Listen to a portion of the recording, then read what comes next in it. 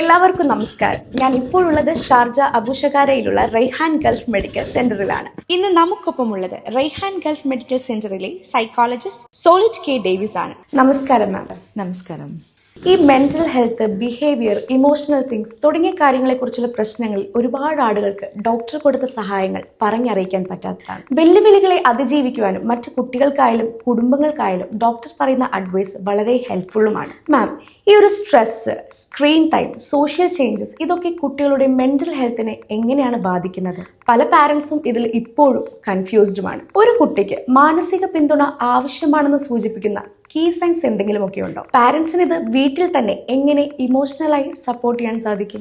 എല്ലാ കുട്ടികളും ഡിഫറെന്റ് ആണ്. അതുകൊണ്ട് തന്നെ നമുക്കൊരു പെർട്ടിക്കുലർ പാരന്റിങ് ഗൈഡ് ലൈൻ കൊടുക്കുക എന്ന് പറയുന്നത് വളരെ ഡിഫിക്കൽട്ട് ആയിട്ടൊരു കാര്യമാണ്. പക്ഷേ കുട്ടികളെ അനുസരിച്ച് നമുക്ക് നമ്മുടെ കുട്ടികളെ അറിയാലോ, അവരുടെ സ്വഭാവങ്ങളും അവരുടെ രീതികളും അനുസരിച്ച് നമുക്ക് വേണമെങ്കിൽ ഒരു പ്ലാനിങ് ഒക്കെ എടുത്തിട്ട് അവർക്കൊരു ഗൈഡ് ലൈൻ നമുക്ക് ഉണ്ടാക്കി കൊടുക്കാവുന്നതാണ്. അതോറിറ്റേറ്റീവ് ടൈപ്പ് ഓഫ് പാരന്റിങ്ങിനെയാണ് പൊതുവെ സൈക്കോളജിസ്റ്റുകൾ എല്ലാവരും സപ്പോർട്ട് ചെയ്യാറുള്ളത്. കാരണം നമുക്ക് കുട്ടികൾക്ക് ഒരു നല്ല എൻവയോൺമെന്റ് ക്രിയേറ്റ് ചെയ്യുക, അവരെ സപ്പോർട്ട് ചെയ്യുക, അവരെ പ്രോബ്ലംസ് സോൾവ് ചെയ്യുക, ഇതുവഴി നമുക്ക് കുറച്ചും കൂടിയും അവരെ നർച്ചർ ചെയ്യാനും അവരെ ഡെവലപ്പ് ചെയ്യാനും കുറച്ചും കൂടി നല്ലതാണ്. അപ്പോൾ പൊതുവേ നമ്മൾ പാരന്റ്സ് കുട്ടികൾ എന്തെങ്കിലും കുറുമ്പൊക്കെ കാണിക്കുമ്പോൾ ഒച്ചയെടുക്കുക, ദ്രാഷ്ടത്തോടെ നോക്കുക, തല്ലുക, ഒച്ചപ്പാടും ബഹളമാണ്. സോ അവിടെ ഒരിക്കലും അവരെ ഡിസിപ്ലിൻഡ് ആവാൻ വേണ്ടിയിട്ടാണ് നമ്മൾ ചെയ്യുന്നത്. പക്ഷെ ഒരിക്കലും ഡിസിപ്ലിൻഡ് അല്ല അവിടെ ആവുന്നത്. പകരം അവരെ ഡിസിപ്ലിനെ മാറ്റി നിർത്തിക്കൊണ്ട് അത് ഏറ്റവും വേഴ്സ്റ്റ് ആയിട്ട് ഒരു പെർട്ടിക്കുലർ ടൈം പീരീഡ് കഴിഞ്ഞ് വീണ്ടും വേഴ്സ്റ്റ് ആയിട്ട് ബിഹേവ് ചെയ്യാണ് പൊതുവെ കുട്ടികൾ ചെയ്യാറുള്ളത്. ആ സമയങ്ങളിൽ നമ്മൾ എങ്ങനെ പ്രൊഡക്റ്റീവ് ആയിട്ട് ചിന്തിക്കാം എന്നുള്ളതാണ് ഒരു പാരന്റിനെ സംബന്ധിച്ച് ചിന്തിക്കേണ്ട കാര്യം. പ്രൊഡക്റ്റീവ് ആവുക എന്ന് പറയുന്നത് ചിലപ്പോൾ ആ ഒരു മിസ്റ്റേക്കിനെ ഒരു സ്റ്റോറിയുടെ രീതിയിലോ അല്ലെങ്കിൽ ആ എൻവയോൺമെന്റിൽ നിന്ന് ഒരു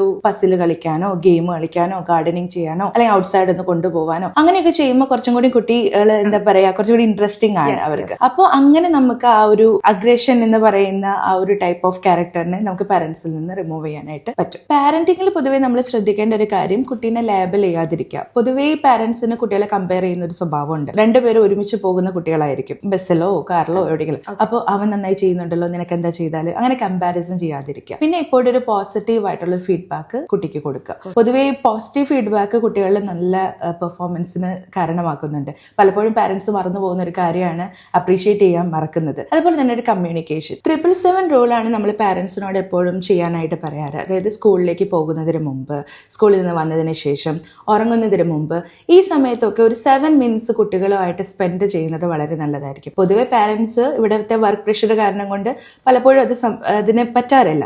അപ്പൊ ഇപ്പോഴും ആ ഒരു ടെക്നിക്ക് ഫോളോ ചെയ്യുന്നത് വളരെ നല്ലതായിരിക്കും. പിന്നെ നമ്മുടെ കമ്മ്യൂണിക്കേഷന്റെ കാര്യം മെയിൻ ആയിട്ട് പറയാനുള്ളത്, ഇപ്പോഴത്തെ കാലത്ത് സോഷ്യൽ കമ്മ്യൂണിക്കേഷൻ കുട്ടികളിൽ വളരെ കുറവാണ്. പൊതുവെ ഫ്ലാറ്റിനുള്ളിൽ അടച്ചിട്ടിരിക്കുന്ന കാരണം കൊണ്ട് പുറത്തേക്ക് പോകലോ അങ്ങനത്തെ കാര്യങ്ങളൊന്നുമില്ല. പാരന്റ്സും വർക്കിംഗ് ആയിരിക്കും, കെയർ ഗീവേഴ്സ് ആയിരിക്കും ഉണ്ടാവുക. അപ്പൊ അങ്ങനത്തെ സിറ്റുവേഷനിൽ കുട്ടികളെ എങ്ങനെ പ്രൊഡക്റ്റീവ് ആക്കാം എന്നുള്ളത് ഒരു വലിയ കാര്യമാണ്. പലപ്പോഴും അത് എന്തായിരിക്കും, കുട്ടികൾ യൂട്ടിലൈസ് ചെയ്യുന്നത് സ്ക്രീൻ ടൈം ആയിട്ടാണ്. മൊബൈൽ യൂസ് ചെയ്യുക, TV കാണുക, അല്ലെങ്കിൽ വേറെ എന്തെങ്കിലും ടാബിൽ ഗെയിം കളിക്കുക. പൊതുവേ ഗെയിം അഡിക്ഷൻ എന്ന് പറഞ്ഞിട്ടാണ് പാരന്റ്സ് നമ്മുടെ അടുത്തേക്ക് വരാറ്.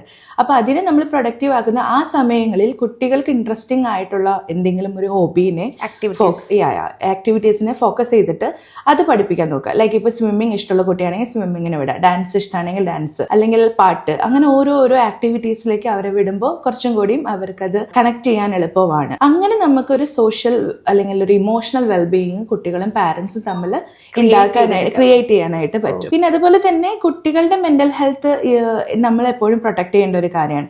പലപ്പോഴും ബുള്ളിയും കാര്യങ്ങളൊക്കെ സ്കൂളിൽ നിന്നൊക്കെ കേട്ട് തിരിച്ച് കുട്ടികൾ വരുമ്പോൾ അത് പറയാനായിട്ട് പാരന്റ്സിന്റെ അടുത്താണ് വരിക. അപ്പൊ പാരന്റ്സ് ബിസി ആണെങ്കിൽ എന്ത് ചെയ്യാൻ പറ്റും? ഒന്നും ചെയ്യാൻ പറ്റില്ലല്ലോ. അപ്പൊ അവരെന്തെങ്കിലും പറയാൻ വരുമ്പോൾ അത് കേൾക്കാൻ റെഡിയാവുക. പിന്നെ നമ്മുടെ കുട്ടികളെ നമ്മൾ നന്നായി ഒബ്സർവ് ചെയ്യുക. പലപ്പോഴും പാരന്റ്സ് അത് ചെയ്യാറേ ഇല്ല. നമ്മൾ എന്തെങ്കിലും ചോദിക്കുമ്പോൾ അവർ പറയും അതങ്ങനെയാണോ ഇങ്ങനെയാണോ, 100 കൂട്ടം നമുക്കൊന്നും മനസ്സിലാവാത്ത രീതിയിലാണ് പാരന്റ്സിന്റെ റിപ്ലൈ കിട്ടാറ്.